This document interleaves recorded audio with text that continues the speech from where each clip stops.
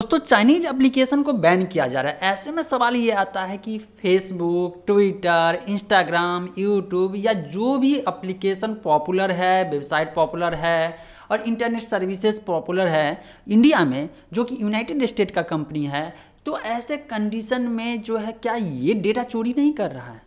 आपके मन में भी सवाल आता होगा कि FB हो गया, इंस्टाग्राम हो गया या ट्विटर हो गया या जो भी है, गूगल भी है, तो हमारे डेटा तो ले रहा है ना। एंड्रॉयड इस्तेमाल कर रहे हैं तो गूगल के पास डेटा जा ही रहा है।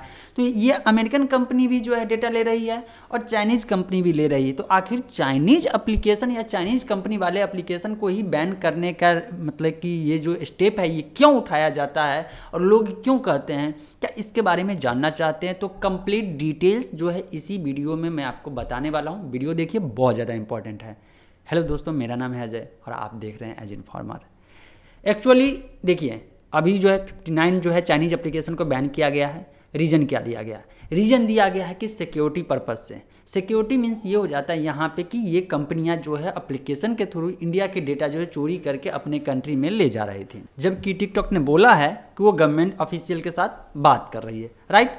तो ऐसे कंडीशन में ये भी कंपनियां डेटा ले ही जा रही है, क्योंकि कोई भी सर्विस इस्तेमाल कर रहे हैं जो इंडियन नहीं है तो वो तो डेटा कलेक्ट करेगी। और आपको याद होगा कि वाइब्रेंट गुजरात में ये बोला गया था, इस बात पे जोर दिया गया था कि जो भी कंपनियां इंडिया में काम करेगी, इंडिया में सर्विस प्रोवाइड कराएगी, इसका डेटा सेंटर और डेटा कलेक्शन भी इंडिया के अंदर होनी चाहिए, इंडिया से बाहर नहीं जानी चाहिए।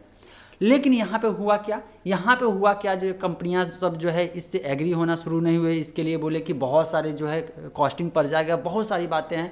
तो इसके बारे में तो बाद में डिटेल बात करेंगे। लेकिन सवाल वहीं पे आ जाता है कि आखिर FB डेटा ले तो कोई प्रॉब्लम नहीं, टिकटॉक डेटा ले तो प्रॉब्लम है। हाँ, प्रॉब्लम है। उसका रीज़न क्या है? कंपनियाँ पे गवर्नमेंट का कंट्रोल।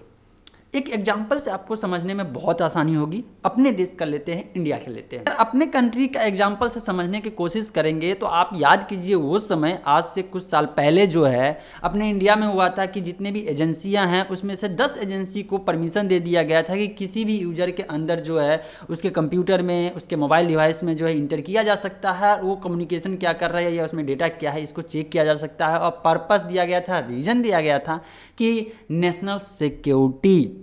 लेकिन जैसे ही ये ऑर्डर पास हुआ, इसके बाद जितने भी एक्टिविस्ट है इसके अगेंस्ट बोलना शुरू किए कि आखिर कोई भी गवर्नमेंट का एजेंसी क्यों ना हो विदाउट यूजर के परमिशन से, मतलब कि जब तक टारगेट पूरा ना हो, प्रूफ ना हो, तब तक किसी के डिवाइस से डेटा चोरी नहीं किया जा सकता है। चोरी की यहाँ पे बात नहीं थी, यहाँ पे विदाउट परमिशन आप डेटा एक्सेस ही नहीं कर सकते। गवर्नमेंट होकर के भी ये मैटर आ गया था।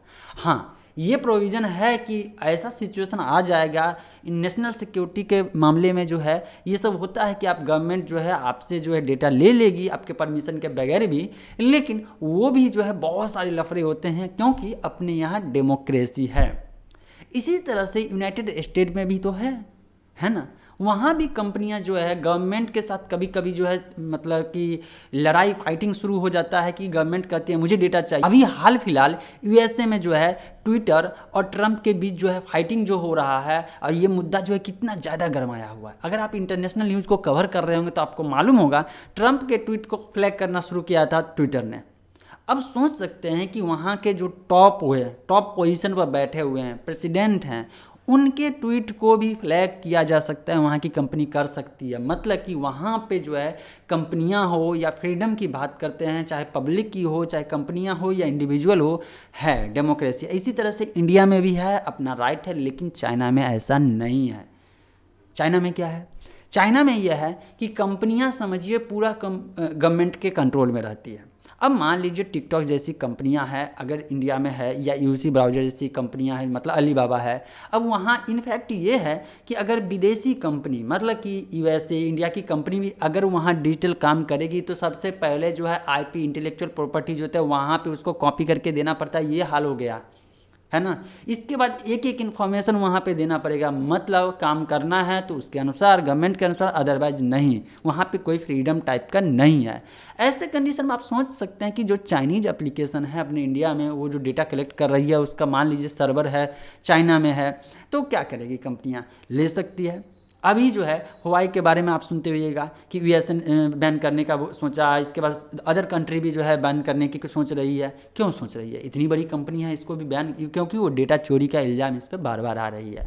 और यही रीज़न है कि चाइनीज़ एप्लीकेशन को बैन करने की मांग डिजिटल की दुनिया में किया जा रहा है, लेकिन दूसरे अदर कंट्री का एप्लीकेशन हो या सर्विस हो, चाहे यूट्यूब की बात करते, चाहे गूगल की बात करते, चाहे फेसबुक, इंस्टाग्राम, ट्विटर, कुछ भी बात करते हैं, तो यहाँ पे मामला थोड़ा शांत रहता है। हाँ, ये है कि अपने कंट्री में जो है अपना डेटा होना चाहिए। अपने कंट्री का कोई एप्लीकेशन डेवलपर है, इस लेवल का है या कोई कंपनियां हैं, तो उनका सर्विस इस्तेमाल करना चाहिए ताकि डेटा भी यहाँ का रहे और यहाँ के लोग ही इन्वॉल्व रहे, क्योंकि कहीं ना कहीं दूसरे कंट्री में डेटा जाती है तो आने वाले समय में जो डेटा जो है बहुत ज़्यादा इंपॉर्टेंट होने वाली है और डेटा के आधार पर ही टारगेट किया जाएगा कहाँ पर क्या काम करना है। अब क्लियर हुआ? और यही एक और रीज़न है कि आज से पहले या इस मंथ से पहले भी जो है गवर्नमेंट जो है अपने आर्मी के लिए ये नोटिफिकेशन जारी कर रही थी कि आप चाइनीज़ एप्लीकेशन को, जो भी बॉर्डर के किनारे हैं उनको चाइनीज़ एप्लीकेशन इस्तेमाल नहीं करना है। लेकिन भैया चाइनीज़ एप्लीकेशन के साथ साथ एक और मुद्दा है गरमाया हुआ, और वो ये है कि यार चाइनीज़ मोबाइल है और इसमें जो ऑपरेटिंग सिस्टम कस्टमाइज़ किया हो गया, मतलब कि कस्टमाइजेशन के कारण जो है डेटा तो ले रही होगी ना, इसके बारे में भी बात करेंगे। लेकिन इसके साथ साथ एक और मुद्दा बहुत ज़्यादा है, और वो ये है कि चाइनीज एप्लीकेशन को तो एक झटके में हटा दिए, लेकिन उसका क्या, जो इंडियन एप्लीकेशन है, इंडियन कंपनी है और उसमें चाइनीज जितने भी मिलीनियर हैं इनका पैसा लगा हुआ है, अब उसका क्या होगा? इसके बारे में अगर जानना चाहते हैं तो नीचे कमेंट सेक्शन में ज़रूर करिएगा। एनीवे, अगर ये कंटेंट अच्छा लगा होगा तो इसको सबसे पहले अपने दोस्तों के साथ शेयर कर दीजिए, और अगर आप मुझे सपोर्ट करना चाहते हैं तो बस इस वीडियो को लाइक कर दीजिएगा। एनीवे, मिलते हैं अपडेटेड इन्फॉर्मेशन के साथ नेक्स्ट वीडियो में।